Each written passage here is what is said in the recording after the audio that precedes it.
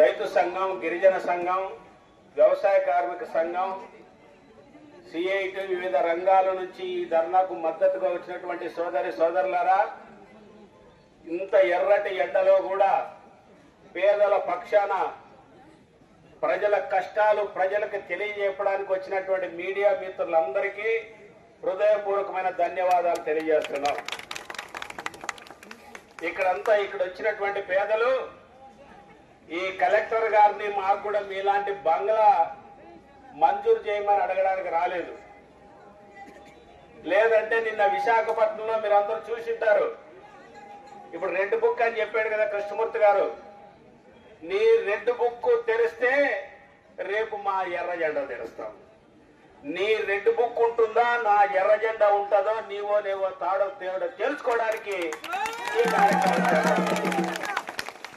నువ్వు తెలిసింది red book నిన్న. నువ్వు కాదు, మీ బాబు కాదు, చంద్రబాబు బాబు ఖర్జూర నాయుడు పుట్టక ముందు పుట్టింది ఎర్ర జెండా. ఈ ఎర్ర జెండాని నాశనం చేయాలని, ఎర్ర జెండా అనుకున్నటువంటి పేదల భూముల్ని కబ్జా చేయాలని చూస్తే ఇక్కడ ఉన్నటువంటి ఎమ్మెల్యే ఎక్కడో చదువుకుని విజయవాడ ఇతర ప్రాంతాల నుంచి వచ్చినటువంటి కొంతమంది ఇక్కడ దిగుమతి చేసి ఎమ్మెల్యేకి గెలిపించారు. ఇక్కడ ఆ రోజు ఆయన వచ్చి ఇంటింటికి వచ్చి అడుగుతుంటే, మన దళితుడు కదా, మన కోసం పనిచేస్తాడేమో కదా, మన భూములు కాపాడతాడేమో, మన గిరిజనులకు భూములు ఇస్తాడేమో అని పాపం చాలా సంతోషించి అందరూ ఓట్లేసి పెద్ద మెజార్టీతో గెలిపించారు.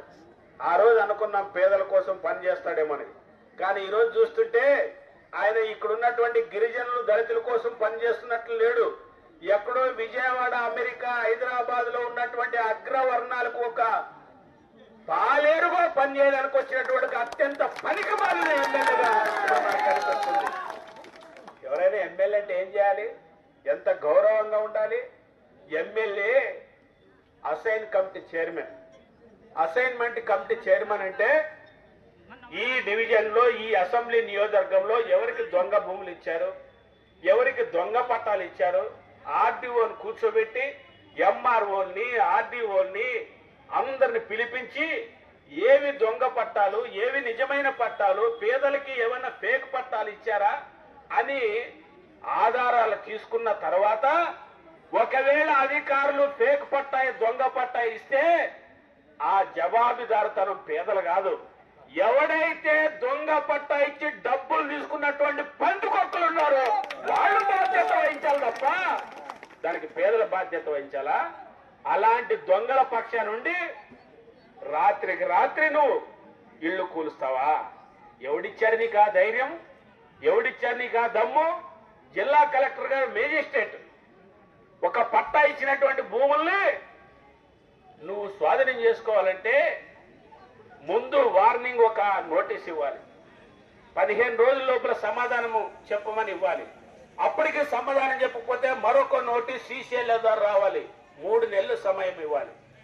4 నెలల తర్వాత అక్కడ కూడా ఏమన్నా చెట్లో, పుట్లో, ఇల్లు ఉంటే అది కూడా గ్రీన్ ట్రిబ్యునల్ కి, చెన్నైకి రాసి, ఇక్కడ చెట్లు ఉన్నాయండి, ఇక్కడ రోడ్ వేస్తున్నాం, లేదా ఇక్కడ పెద్ద పరిశ్రమ కడుతున్నాం, బిహెచ్ఎల్ పరిశ్రమ, ఇక్కడ అందరికి ఫ్యాక్టరీ కడుతున్నామని పర్మిషన్ తీసుకుంటారా? గ్రీన్ ట్రిబ్యునల్ పర్మిషన్ తీసుకున్న తర్వాత చెట్లు కొట్టేయాలి.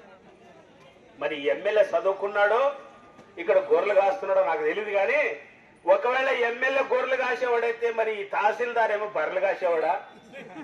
ఈ గొర్రెలు కాసేవాడికి తెలియదు, ఈ బర్రెలు కాసేవాడికి ఎట్లా ఏం చేశాడు? ఎంత దుర్మార్గం ఇది! చెట్లున్నాడని నరికేస్తావా? ఈరోజు ఏజెన్సీ ప్రాంతంలో 170 చట్టం ఉంది. 2500 గిరిజనులకు హక్కు, అటవీ హక్కుల చట్టం వచ్చింది. ఆ చట్టంలో ఏం చెప్పారు?